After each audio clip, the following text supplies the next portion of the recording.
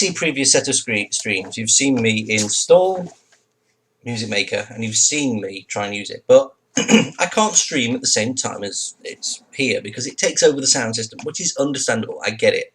This wants to be in complete control of your sound system. So as much as I'd like to give this a really, 5 out of 5 review, I'm only going to give it a 4. The reason I'm giving a 4 is because, excuse me, it's not as intuitive as I'd like. When you first start up, you can be clicking things and not know that there's the welcome screen behind the scenes. You can't see it. You get that up, you get rid of it, you start your project. You can then just drag and drop things, put them in place, change things, reverb things. The mixer stuff is very good, but again, you're turning analog graphical representations of analog buttons, switches and knobs in this digital form with a mouse. It's not as accurate as I'd like, but it works, and I can record stuff directly on top. I can put in the sounds, all the different things from the library that's there. It's all pretty good. The update stuff, only being there for a year and it not really explaining it, and perhaps having issues in the future with the licensing, is going to cost it part of that first star.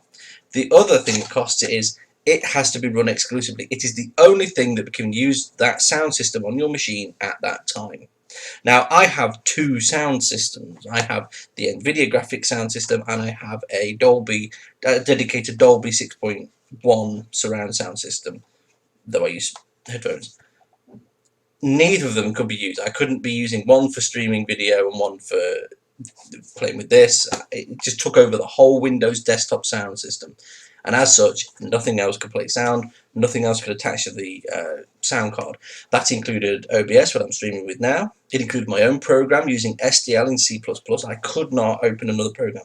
So if you were using this to mix, say, for a game, and you want the game to run and the game to play back the music you're trying and then just tweak the music, no, you have to close down Visual Studio or close down code blocks and then tweak the sounds, save the sound, and come back. Or alternatively, running it on a whole other computer. If you have the luxury of having one, run this on another computer. It does not seem to take a lot of resource. It does not seem to take a lot of processing power to have this running in the background. It worked fine. As such, I think this is a 4 out of 5 star item. I'm not sure why other reviewers have been so down on it, and it languishes lower than that. I don't think this, of all the Magix products I've tried, I don't think it's bad.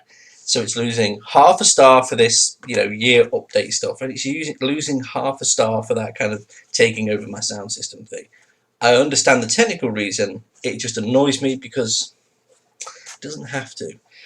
Very nice touches. Well, the other thing that as well that's a problem, there is a virtual piano keyboard, a virtual actual keyboard in there for different voices and different things you programmed into the program, and that runs off your keyboard. Okay.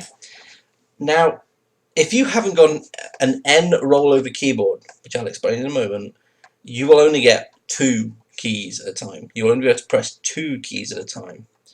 When some chords are 3, that's a problem. So I have my keyboard, my standard keyboard, and 2 keys at a time. A gaming keyboard, like others that I've reviewed and things like that, have the advantage because they can have N key rollover.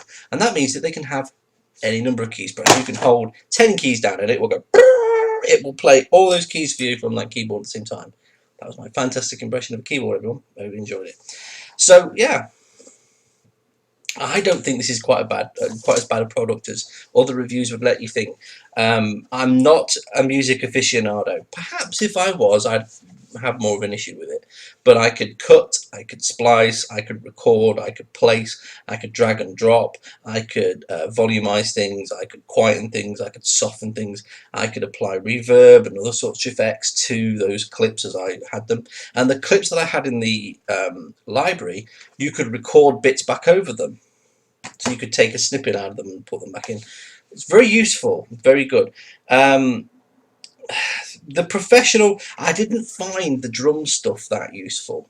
And I obviously can play drums roughly, so it's a bit annoying. The keyboard as well, you're using a typist keyboard to represent a MIDI digital sort of analog of that. So yeah, there are issues there. So all in all, it worked well. It worked on a low spec. It did not take all my resources. It let I could potentially put this, I think, on another machine next to me. I would suggest a laptop with a full keyboard if you were doing this, using this to develop, say, a game with. That's my idea.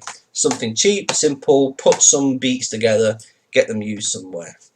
So yeah, of all the Magix stuff I played with recently, not the worst. And I think my issues are maybe with their licensing system. I am still to get back to them about the problems I've been having with other titles. But this one did register immediately, did work, didn't need any activations, everything just installed.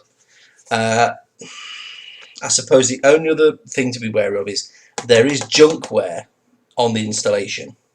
Their registry cleaner thing, which I've never heard of. It could be rubbish, it could be fantastic.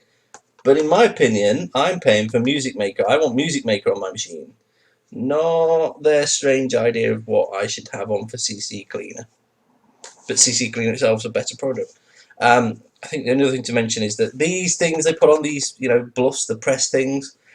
This press item, which is top 10 reviews for January 2016, actually refers to Music Maker 2015 Premium. Not this product. This is number 17 or 2017 standard or boxed edition. So yeah, Magix, you're blowing your own horn and it's costing you, because I find that quite deceitful. So I'll leave this here. This is my quick caption review of Magix Music Maker standard box edition. Good stuff. Good stuff. Whether it's professional, I leave you to decide, but I think it's worth the less than £40 at the moment, and I would be happy to say, give it a kid's play with, give it a creative mind. I think this would be pretty good for them, pretty good to work with. So for now, if you want to know more or see my other videos, there are the links. See you later.